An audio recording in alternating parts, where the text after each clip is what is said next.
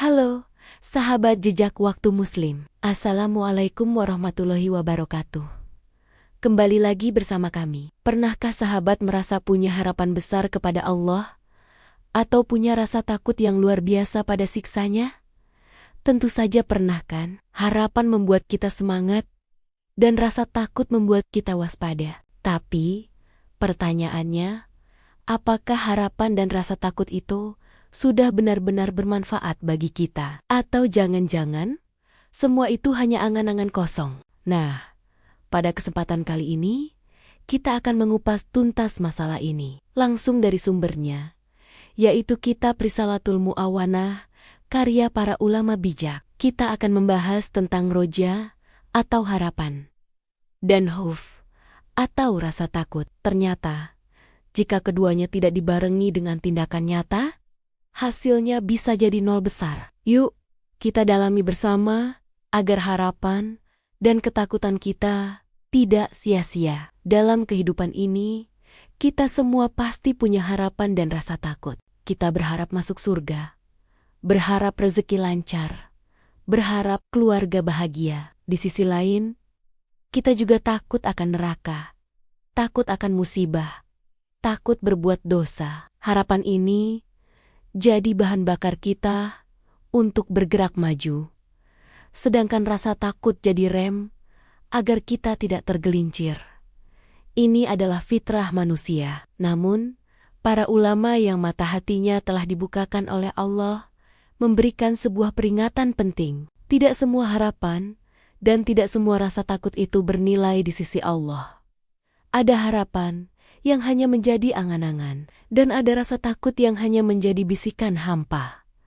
Kapan itu terjadi? Mari kita simak penjelasan dari kitab Risalatul Mu'awanah. Di dalam kitab yang luar biasa ini, dijelaskan dengan sangat tegas. Setiap harapan yang tidak mendorong seseorang untuk melakukan perbuatan yang sesuai syariat, dan setiap rasa takut yang tidak membuat seseorang meninggalkan hal yang bertentangan dengan syariat, maka keduanya termasuk kesenangan dan syahwat yang tidak ada hasilnya, bahkan tidak memiliki keutamaan apapun. Coba kita renungkan sejenak. Kalimat ini benar-benar menampar kita ya. Artinya, kalau kita cuma berharap dapat rahmat Allah, tapi salat masih bolong, engi balong, sedekah masih pikir-pikir, dan perbuatan baik lainnya sering kita tunda, maka harapan itu tidak akan membawa kita kemana-mana. Itu hanya enggon-enggon yang membuai,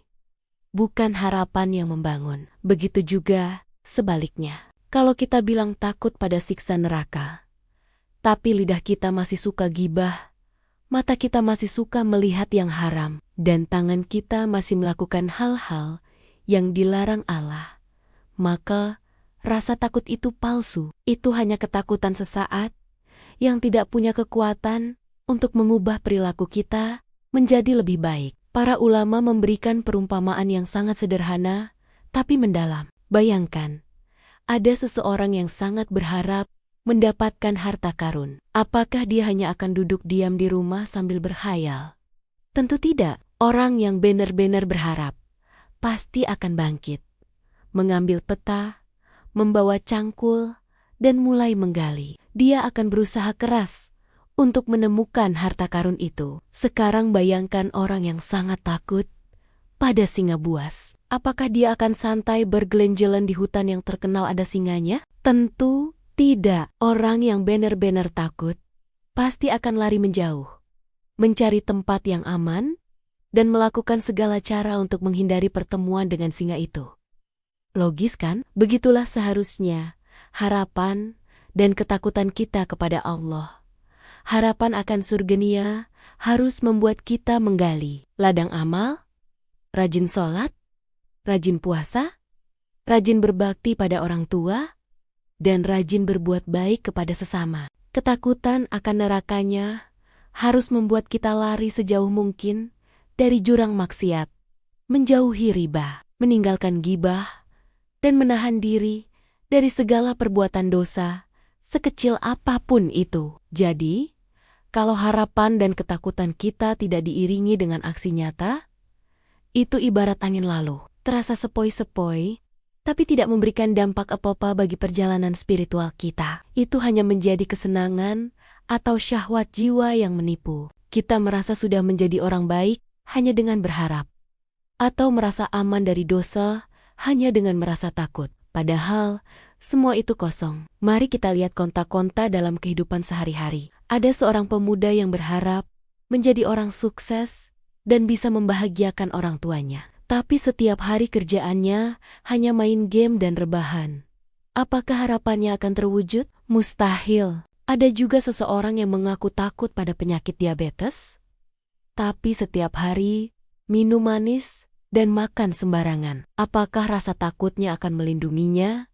Tentu tidak. Begitu pula dalam urusan akhirat. Seseorang berharap diampuni dosanya oleh Allah, tapi ia tidak pernah mau bertaubat dan masih terus mengulangi dosa yang sama. Harapannya itu tidak akan membuahkan pengampunan. Orang lain mengaku takut pada murka Allah, tapi ia masih sering menyakiti hati orang lain, berbuat curang dalam bisnis, atau meninggalkan syalat. Rasa takutnya itu hanya ketakutan di bibir, bukan di hati dan perbuatan. Dari sini, kita bisa mengambil pelajaran yang sangat berharga. Kunci dari roja dan khauf yang bermanfaat adalah keseimbangan yang diwujudkan dalam tindakan. Harapan kepada Allah harus menjadi mesin penggerak kita untuk terus meningkatkan kualitas ibadah dan amal syaleh. Sementara itu, rasa takut kepada Allah harus menjadi rem yang pakem, yang membuat kita berhenti total ketika akan melakukan perbuatan dosa.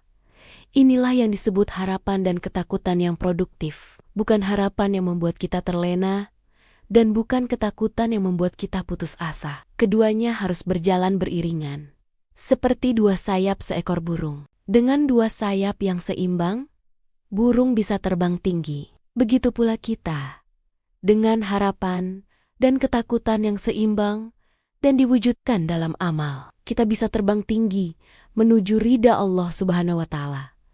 Jadi, sahabat sekalian, mari kita sama-sama introspeksi diri. Coba tanyakan pada hati kita masing-masing. Selama ini, harapan kita kepada Allah sudah mendorong kita untuk berbuat apa, dan ketakutan kita kepadanya sudah membuat kita meninggalkan apa. Jangan sampai kita terjebak dalam harapan dan ketakutan yang semu. Ingatlah selalu, Allah Maha melihat apa yang ada di dalam hati kita, dan juga apa yang kita lakukan dengan anggota tubuh kita. Amal perbuatan adalah bukti nyata dari harapan dan ketakutan kita. Jangan biarkan keduanya menjadi kosong tanpa makna. Mulailah dari sekarang.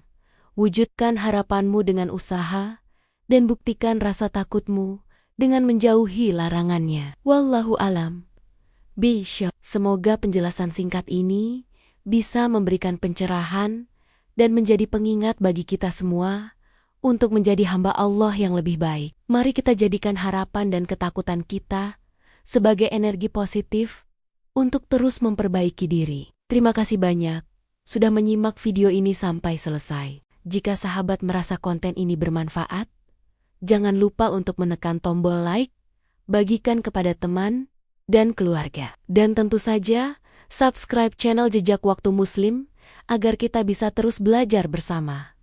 Sampai jumpa di video selanjutnya. Wassalamualaikum warahmatullahi wabarakatuh.